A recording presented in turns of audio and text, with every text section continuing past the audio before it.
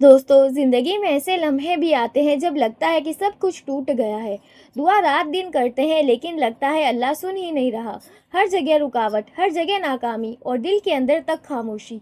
लेकिन याद रखो, ये वही लम्हा होता है जहाँ से हमारी ज़िंदगी का असली सफ़र शुरू होता है।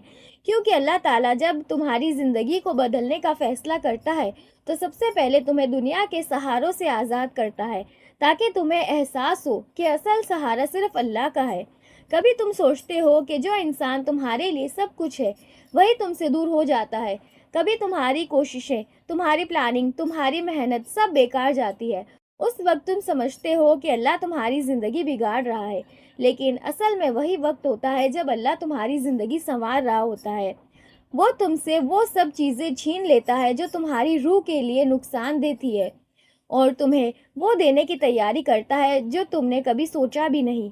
सोचो, एक माँ अपने बच्चे के हाथ से छुरी या नुकीली चीज छीन लेती है। बच्चा रो पड़ता है, जिद करता है, गुस्सा करता है, लेकिन सिर्फ माँ जानती है कि वो चीज उसके लिए बेहतरीन नहीं है।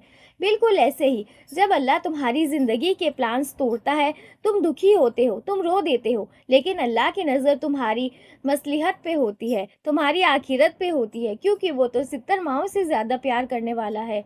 याद रखो, अल्लाह कभी भी तुम्हारी ज़िंदगी को रातों रात बदलने का फ़ैसला नहीं करता बिना तुम्हें तैयार किए।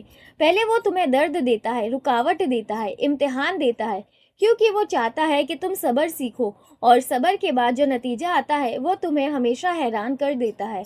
तुम समझते हो कि तुम सब कुछ खो बैठे, लेकिन असल में तुमने सब कुछ पा लिया जो तुम्हारे लिए बेहतरीन था। दोस्तों, एक बात याद रखो, जब अल्लाह तुम्हारी ज़िंदगी को बदलने का फ़ैसला करता है, तो तुम्हारी ज़िंदगी में 3 चीज़ें होती हैं।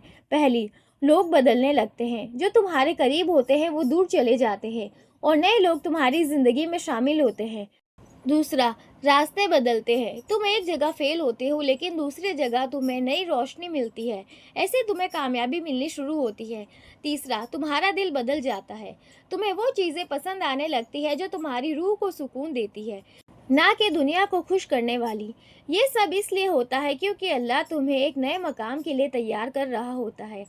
आज अगर हमारी ज़िंदगी अंधेरों से भरी हुई हो, तो घबराना मत। अल्लाह की रहमत का दरिया कभी रुकता नहीं।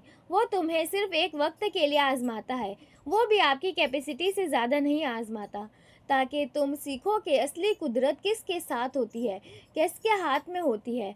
तुम बस अपना ईमान मजबूत रखो, अपनी दुआओं को जारी रखो, और यकीन रखो कि अल्लाह तुम्हारी ज़िंदगी का बेहतरीन चैप्टर अभी लिख रहा है।